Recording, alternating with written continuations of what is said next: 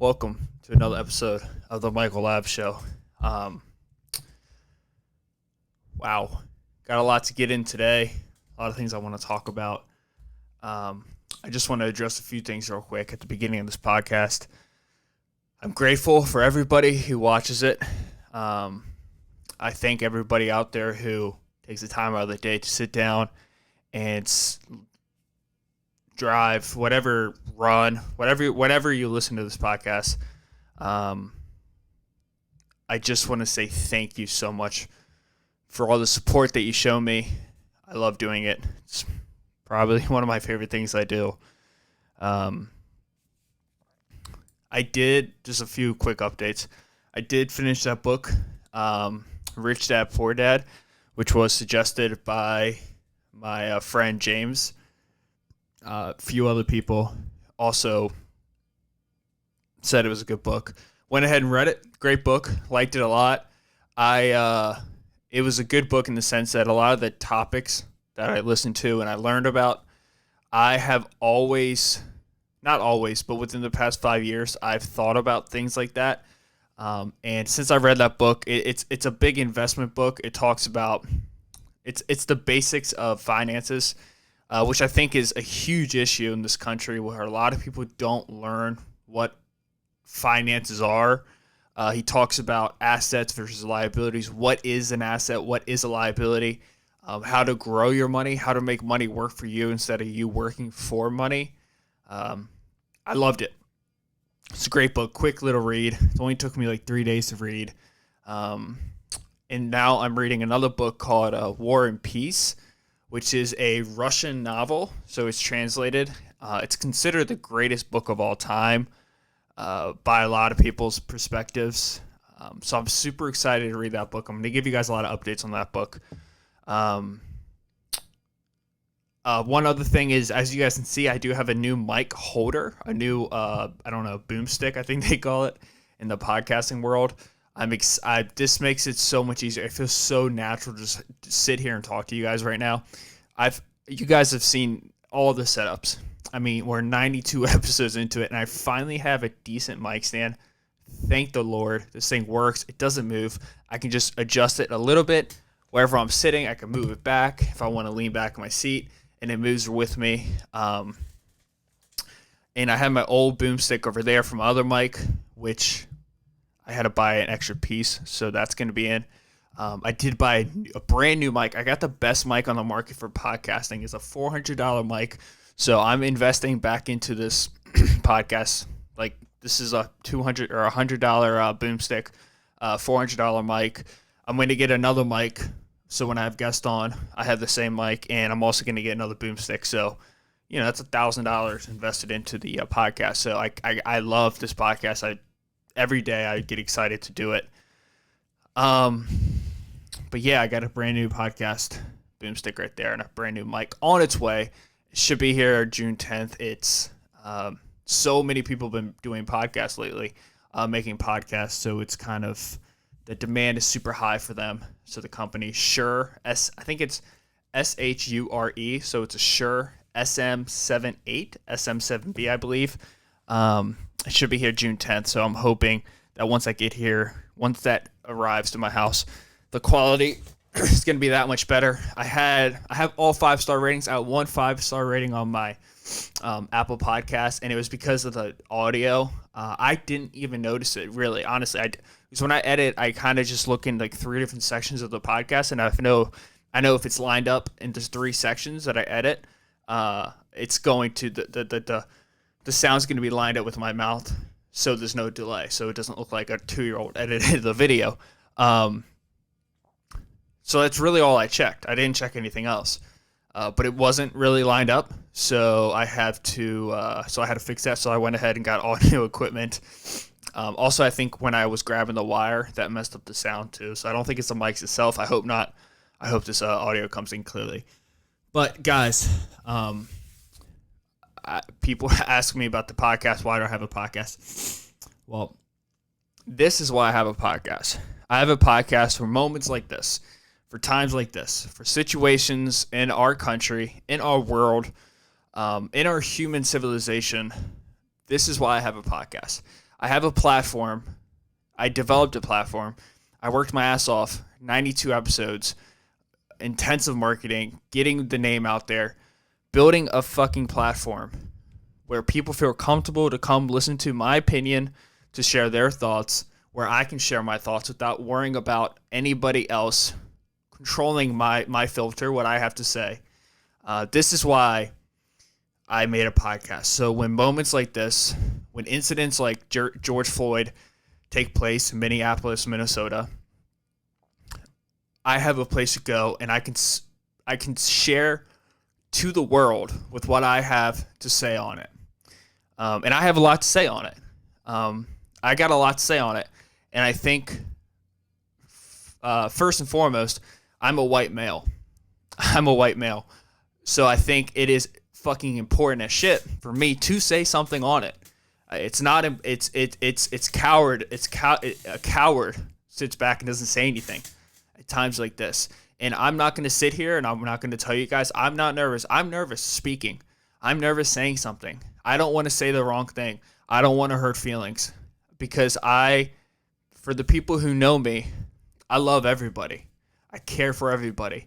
But I'm not stupid. I'm not ignorant. I'm not an idiot. I can understand it from a perspective, from an objective viewpoint, from an audience looking on. I can't understand it from the everyday man. Yes, I painted my pinky. I painted my pinky because I don't want to bite my fingernails. So this kind of stopped me for a little bit, but I just started biting off the paint. As you guys can see behind me, I have a thin blue line flag. I have a thin blue line crab because of Maryland on the back of my car. I support police officers through and through. I've had my dad. I've had my mom. I've done a podcast with my mom. I'm a son of parents who've been in the police force for 25 plus years. I have uncles who served in the police force. I grew up with police officers. My daycare people were police officers. The kids I went to school with, their parents were cops. Everybody I know is a cop. Driving in a cop car for me is just like driving in a regular car for anybody else. Going to a police headquarters, is just like going into a Walmart for anybody else. I have no fear of a police officer. I grew up with cops my entire life. Caucasian cops, African American cops, Hispanic cops, Asian cops, all cultures, all races. Trying to collect my thoughts here. So with that being said, I think no matter what I say, it's going to be skewed a certain way because of that.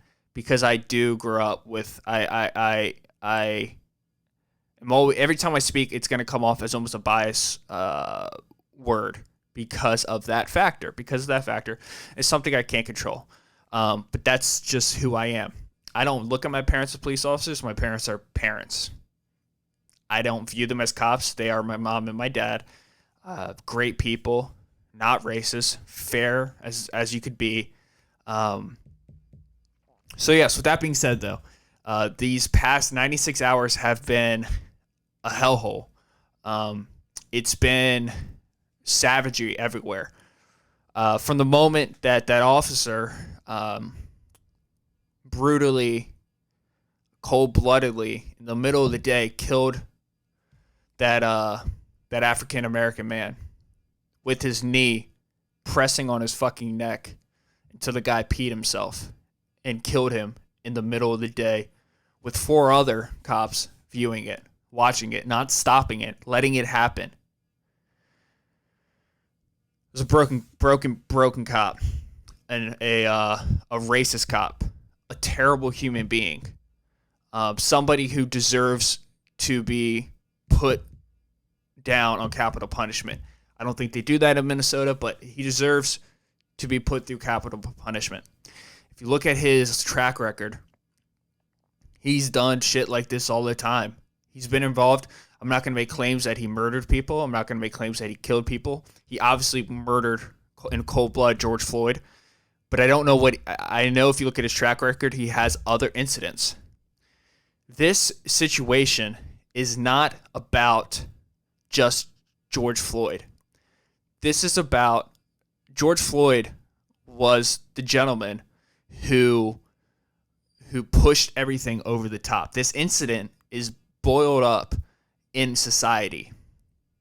We have to admit as a society that not everybody is treated equally. Not everyone's treated fairly. I have a friend, and I've talked to him numerous times, and I remember him telling me something that I'm aware of, but I don't, since I'm not African American, I'm not aware of it all the time. That's not my fault, but I am aware of it. I know of it. He told me that you don't know what it's like to walk into a store and having the clothing lady or whoever it is in there constantly coming up and asking me if I need help and watching me the whole way. And I don't know that, because for me, I don't experience that. My heart doesn't skip a beat when a cop pulls me over. I can do a lot of my day in the same way that a female, no matter the race, can do their day without worrying, or can't do their day without worrying about getting raped or jumped or beat up on the side of the street. Because I know that I can defend myself in most cases. And I know I'm not a walking target for most people. I don't have a target on my back. Not in this country. I don't have a target on my back. Now, if I go to the Middle East, I got a target on my back. Like it depends where I am. But in this country, I'm safe. I'm fucking safe. And I'm aware of that. And I think there's an issue with Caucasian people not admitting that is the truth. That is the truth. That you have it easy. There's a different level of treatment for people like me and for African Americans. There's a different level of treatment. That's systematic racism. When I saw the video, when I saw the outrage, this is an uncomfortable thing it's an uncomfortable conversation, and that's one of the biggest issues. That it should not be an uncomfortable conversation. It should be a comfortable conversation, but people are so afraid to say the wrong thing. But there has to be an open line of communication. At the end of the day, what's going to come from this? What's going to come from this after all this rioting, after all these killings? There's people dying during these riots, African Americans and Caucasians and Hispanics and Asians. There's people dying. There's kids losing their parents every day. There's business owners losing their businesses after working for 10, 20, 30 years. There's Minneapolis owners trying to survive. People were locked up in COVID for months. They're just now starting to get their feet under the feet to get back to their feet, and then this shit happens, and then this fucking animal of a cop murders this gentleman in cold blood. What's gonna come after this? This is the important part. What's gonna happen after the hurricane passes? What's gonna happen after the tornado hits this country? There has to be real productive change.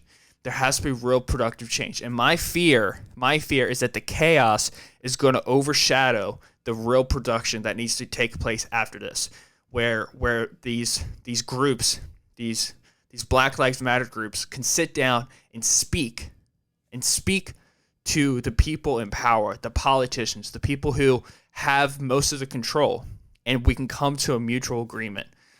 Riots are never violent riots are never going to be the answer. They're never going to be the answer, because what they do is they invoke fear in people. Fear never changes anything. Fear Fear makes you dislike your neighbor more because you don't trust them anymore. And it's terrible to see these things happen. It's terrible to see these things happen every year. In Baltimore, it was one of the first ones. The one in Baltimore was one of the first ones. The young gentleman who died in the back of the car because the cop murdered him in the back of his car. Basically, fucking locked him up in almost like a UPS truck, and the kid died like that in the middle of the day. This is a bigger issue than I think people are giving it. This is an issue of voices not being heard for hundreds of years. This is a day of slavery. This is an issue of oppression always being there and people acting like it's not there.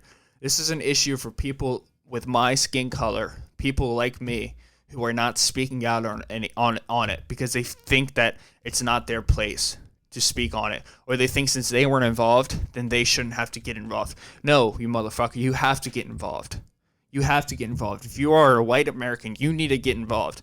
By refusing to speak out on it, you're doing nothing for anybody. You're doing nothing for anybody. And then also these police departments. I don't know what it is. I don't know what it takes to become a cop. But I do know that what he did wasn't enough to stop being a cop. There has to be a reform. There has to be these police departments have to be run a lot more tight. You can't have people with other offenses being able to stay a police officer. The training needs to be emphasized. It needs to be emphasized a lot more focused. Higher levels of training need to happen. And there needs to be I don't fucking know. I don't know what there needs to be, but I do know I feel an obligation to speak out and say that this shit is awful. It's brutal, man. It's terrible. And it's not just George Floyd getting murdered. It's these cities, these places in these cities where it's just murder zone. Chicago, where it's just people dying all day. Baltimore, people dying all day. But everybody just turns their eye to it until shit like this happens, and everybody talks about it. There needs to be education programs. There needs to be trust. Needs to be built up again between the police officers and everybody else, not just criminals, but everybody else, because he wasn't a criminal. I think there was something to do with like he was trying to deposit like a fake check or something, but not enough to get murdered. Never enough to get murdered. This is the issue. The trust, the antsiness is the biggest problem that's happening. And I think the only way that this can ever get solved, the only way in my head that this can ever get solved is through love and through understanding and through really listening to people, really sitting down and listening what they have to say. And when it gets uncomfortable, shut the fuck up and keep listening. Keep listening. It is your duty to listen to your fellow Americans about their daily life, what they go through on a daily basis, their struggles. And don't interrupt. And don't say, well, you just got to bootstrap it and get through it, because it's not that easy. It's not that easy. When a young African American comes from a family where his mom is working 2 or 3 jobs, or her mom is working 2 or 3 jobs trying to make it, and the father was arrested, and he's a good man. God, he's a good man. But once he gets out of jail, nobody's going to hire him. Why? Why is no one going to hire him? Because he has a record, which when you have a record, no matter what your race is, it already becomes difficult to get a job. But then you add that he's also an African-American gentleman, it becomes harder for him to get a job. Now this young father has a young kid, daughter and son, 2 daughters, 2 sons, and a wife that he's trying to take care of, but he can't get a fucking job. And everywhere he looks, it's poverty, because everybody is in the same situation that he's in. What do you expect that person to do?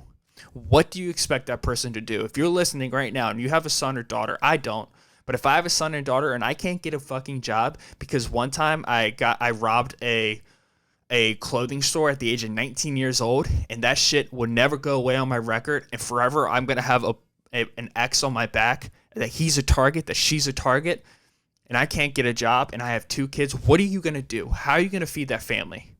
What do you expect to happen? What do you expect to happen? Something not good's going to happen. You're going to try to look for money any way you can. And this is the cycle. There's a systematical justice racism going on. And the saddest part is, the worst part about this is that there's 4 cops. What's going to most likely happen is a gentleman who murdered George Floyd.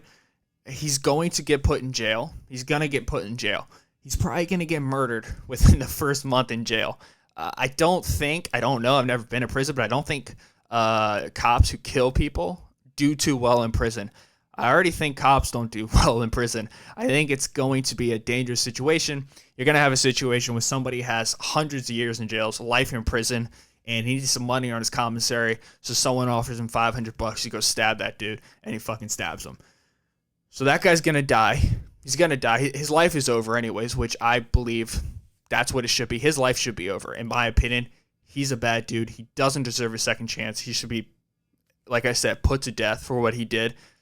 He laid his knee down on his neck for nine fucking minutes. And then the four other cops, the three other cops, hopefully they get charged for negligence, for assisted murder, for not stopping it. When you become a cop, you take on these responsibilities. Just the same way when you become an athlete, you take on these responsibilities. And a lot of athletes say, I'm not responsible for the way I act. I didn't choose to be a role model. It's like, hey, motherfucker, yes, you did. Once you get to the pros, sorry, you kind of signed up for that. Cops had to remember, when you become a cop, you have to do the same thing. There's rules and regulations that you kind of just got to take on. And one of them is you cannot allow someone to get murdered on the side of a street in Minneapolis. But at the same time, there has to be trust built. And the only way to build trust between civilians and police officers is when you see a cop. I truly believe this. When you see a cop, I think there should be a level of, it's going to be hard, but you see these videos going around on social media of the one that I really like the most is the free hugs one.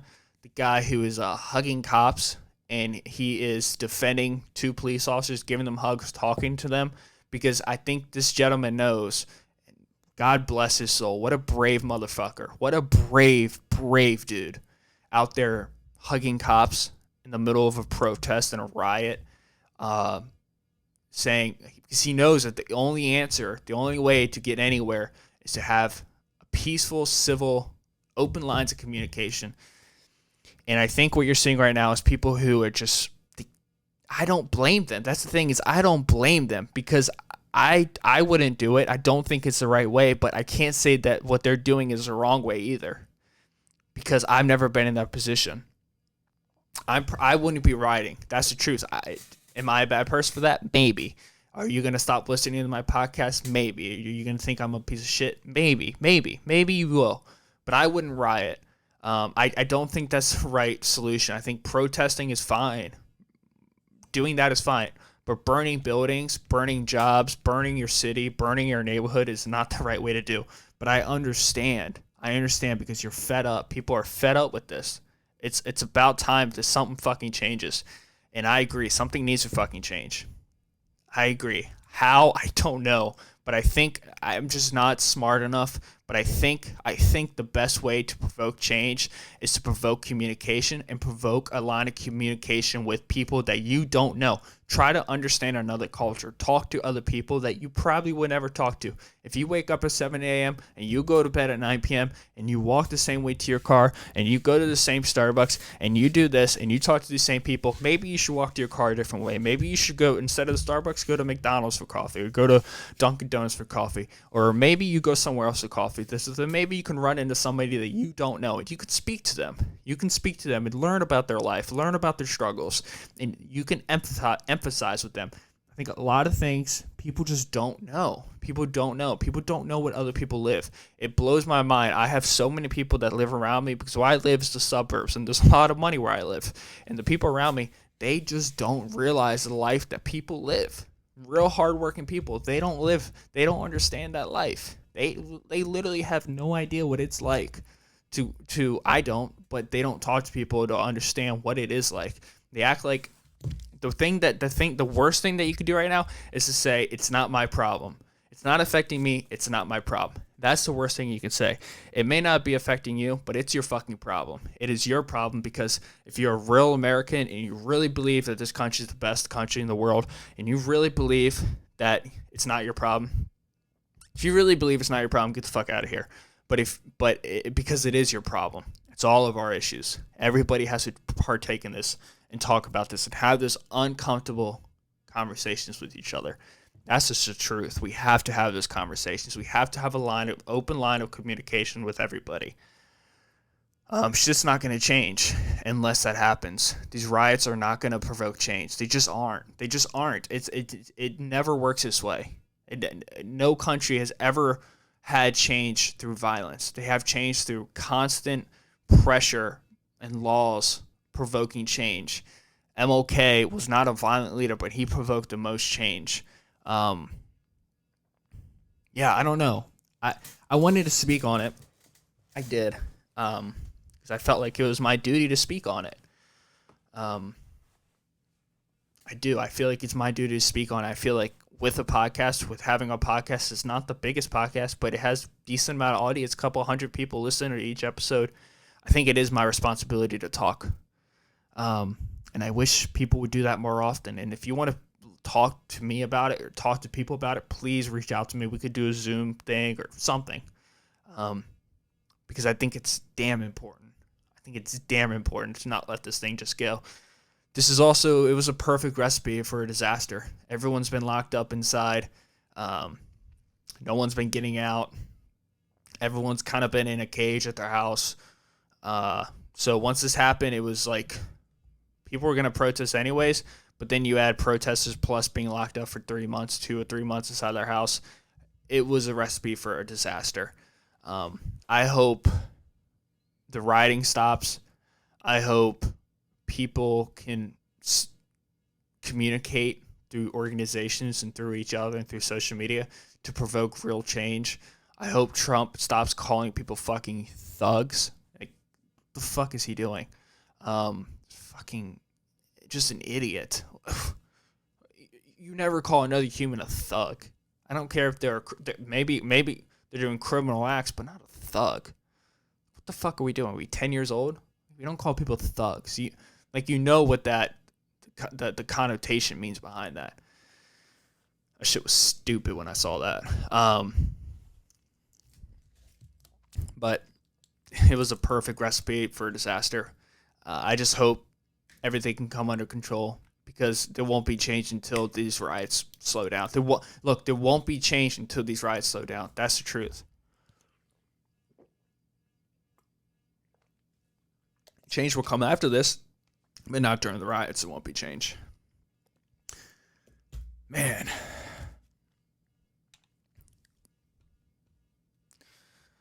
I hope I made sense there. Yeah. That's my take on it.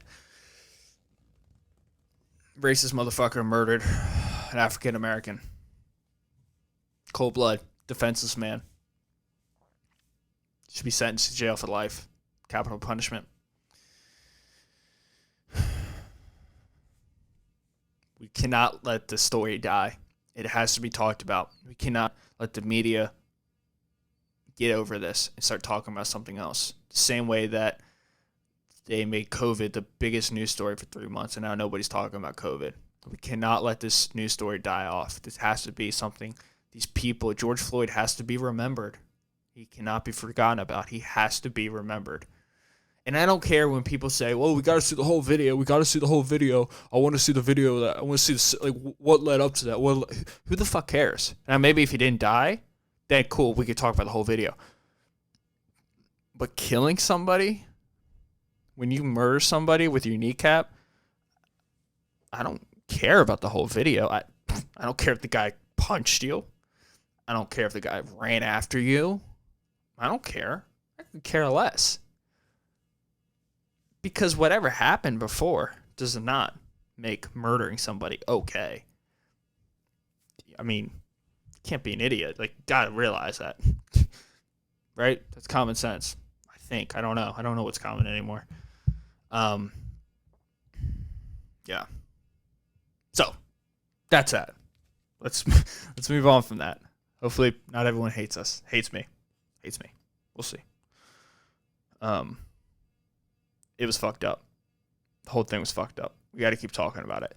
I saw some shit going on with. Did you guys see when the riots were taking place in D.C.? They had to. The White House shut down the lights, and apparently President Trump went into like a bunker. He went into a bunker to protect himself from the rioters. Apparently they got like into the grass of the White House. They got past everybody, Secret Service and everybody. And they just shut off all the lights. Like, that was some shit from, like, a movie. From Olympus Has Fallen. Olympus Has Fallen. Or Olympus is in the process of falling. Have you guys watched the documentary on Netflix, Jeffrey Epstein, Filthy Rich? That's one of the ones that are super strange. How that Jeffrey Epstein thing kind of just came and went. It made a big splash, but it was weird. I remember exactly where I think he was murdered or committed suicide, whichever one you believe in, on August 29th of 2019. I think that's when it was. I don't really want to fact check that. But I think it was August 29th of 2019 when he was murdered. And then by like early September, nobody was talking about it again. After the young ladies who were sexually assaulted and raped by the monster Jeffrey Epstein, after they had their time to speak in court to at least talk about what happened so they could survive in the best way possible to get it off of their chest, it kind of just died out like a fire. Nobody talked about it again. And it was really weird. It was really strange to see that. By the way, I don't support corrupt cops. I don't know why. I'm just like self-conscious about that. I don't want people to think I support corrupt cops. I don't. I support good cops. I don't fucking support broken cops. They should all be fired. But yeah, when that Jeffrey Epstein thing happened, it came and went so quickly. And everybody kind of played a part in it, right? It was weird. Like, news stories started coming out. Like it's almost like the news stories thought they had something on Trump with the connection with him and Epstein, but then they were like, "Oh shit, we, the people who own CNN or Fox, probably have a connection to Jeffrey Epstein, so we can't really speak about it." And then these CEOs across the world also have connections to Jeffrey Epstein, so nobody really could talk about it. No, like, and then like independent journalists, they just don't get recognition like they should. So nobody was really talking about it, and it was like this quiet, whispery thing. And there was some evidence coming out like he couldn't have strangled himself because the way that the I think the hyoid bone was broken. It just wasn't he didn't hang himself. It looked like someone like forced, instead of dropping down like this, someone like forced their hand into his throat and killed him that way. But nobody talked about it. So Netflix released this documentary that goes into it. It's 5 episodes, I think, and it talks about his whole Jeffrey Epstein's coming into power, which they didn't even clear up like how he made money. It looked like some type of investment somewhere, but my personal opinion is that these guys who had all this power, Bill Clinton himself, Donald Trump knew him, Harvey Weinstein probably got all his girls from Jeffrey Epstein, and the list goes on and on. Alan Dershowitz, who was his attorney, and the list goes on and on. Even I think it was Chris Tucker, Kevin Spacey was in his jet. Chris Tucker was in his jet. Anybody who's anybody in Hollywood had a connection to Jeffrey Epstein, and I think Jeffrey Epstein was never really popular. No one really knew him unless you were an elite. This is just my conspiracy. Who the fuck knows? And it's weird that I'm talking about it now, and it's almost like we should have. I don't know how this story kind of just died off. Like, biggest sex scandal of all time, and nobody fucking talks about it. But these super powerful people they were powerful, and they were also famous, and they were also in the public eye. But Jeffrey Epstein was rich, quote unquote, but he wasn't really famous, right? People knew about him. If you had money, you knew about him. If you kind of flirted with the government, you knew about him. So my theory is that these people had all this money. They wanted these young girls because they're disgusting people. And I think there's a point where you become so powerful you don't think you have to follow the laws anymore, the rules anymore that everyday people have to follow. You become corrupt in your mind. Your mind breaks. Your brain breaks. And I think Bill Clinton, Harvey Weinstein, Kevin Spacey, everybody, their brain broke. And they wanted these girls, but they didn't want to get the girls, right? They didn't want to go out and get them because they were in the public eye and there was more people looking at them. So I've heard this conspiracy, and I kind of agree with it in a weird way, that he was like a billboard. Jeffrey Epstein was this guy who could, if he continued on his path, he would possibly become a billionaire. I think people say he was a billionaire. I don't think he ever was a billionaire. I think he gave all his money away to his brother, which was like $577 million. So not a billion. And I think that's liquefying all his assets and all the money he had in his account. But he probably spent close to, 500 million over his lifetime, I would assume. So, I mean, he was probably worth $1 billion, his net assets. Dude, all this salt is falling out of my crystal. But these famous people needed a billboard. They needed a straw man, somebody who they could put on the front lines. So he was here because he wasn't famous, but he could possibly have money. So they gave him money to boost him up, gave him all this money, and now he has a house in Paris, New York, LA. I mean everywhere, Miami or Palm. I think it was Palm Beach or Palm Springs, and they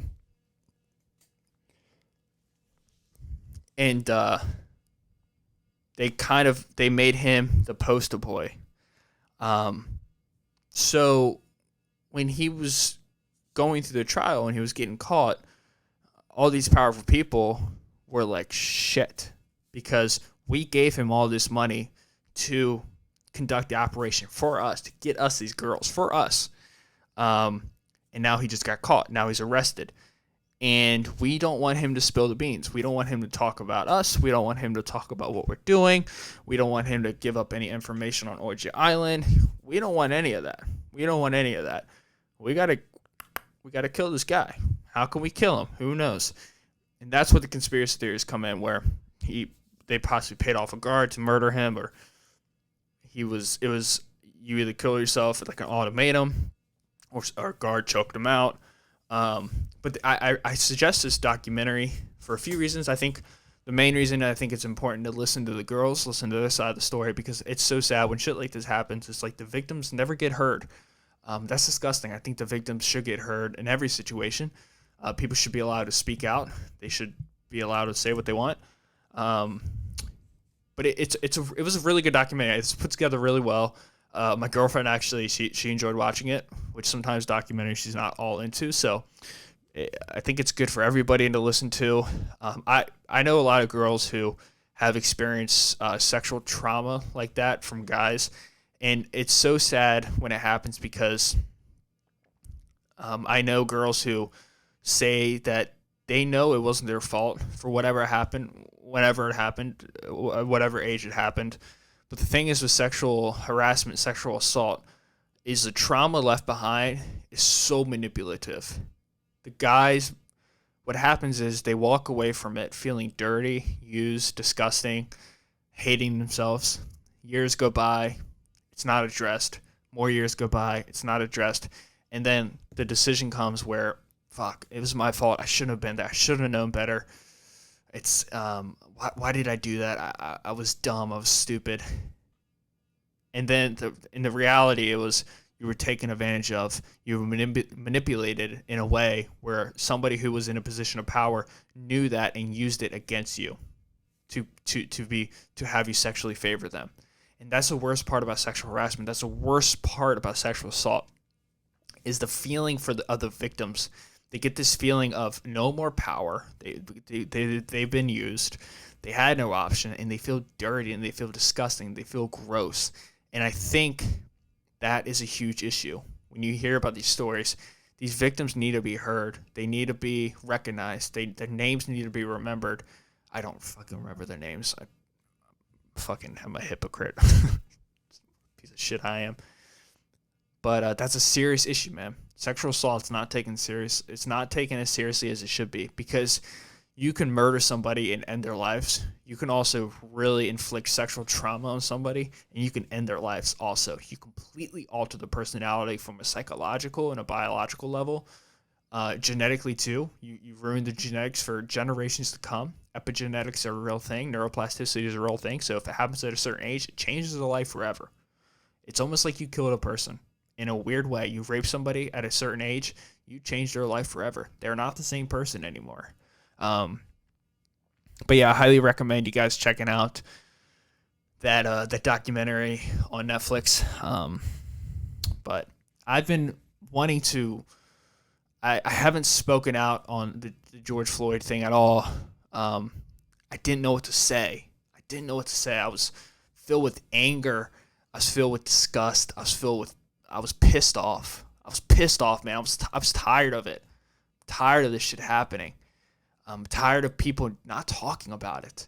I didn't know what to say. I fell in that category. But I hope that after this podcast today, people realize that people are speaking out on it. I'm speaking out on it. I'm trying to make an impact, and I'm so fucking grateful to have a podcast where I think I can make an impact, and that's my duty. And for anybody out there who has a following and you are in the public sphere and you put out content and you speak on things, and if you don't fucking talk about this, you're a piece of shit. You need to talk about this. It is just as bad to stay silent as to make a remark that suppresses other people. Being silent is suppressing other people. And you have to speak out on it. And we have to continue to speak out on it. And we cannot let these riots need to end. But we cannot have these riots overshadow what happened on that disgusting day where a man was murdered in cold blood in the middle of the day. Because what's going to happen, what I'm scared is what's going to happen is that time's going to go by. The news is going to find something else to talk about, and all this can be swept under the rug. And we cannot afford that. This needs to stay in the public eye. People need to talk about this. It's not just police brutality that's the issue. It's systematic racism. It's racism. That's an issue. Yeah, guys. I hope you enjoy this podcast. I hope it doesn't cause a huge issue. I hope you guys can understand where I'm coming from. I love every one of you guys who listen to it. You know it means the world that people take the time out of the day to listen to me speak and talk. Even though I probably say some stupid, shitty things sometimes, but I love everybody who listens to it, and I work my ass off every day to get out episodes to you. Looks like the world's going to be going back here soon. I should be going to work soon. Going to be vacationing soon, hopefully. But yeah, guys, be safe out there. Make the right choices. Speak up on issues that you know are wrong. Don't be quiet. Speak up. It's your duty as a person, as a citizen of this country. Check the facts. Look at what's actually going on. Listen to people. Love you guys so much. I'll catch you guys in episode 93. Peace out. See ya.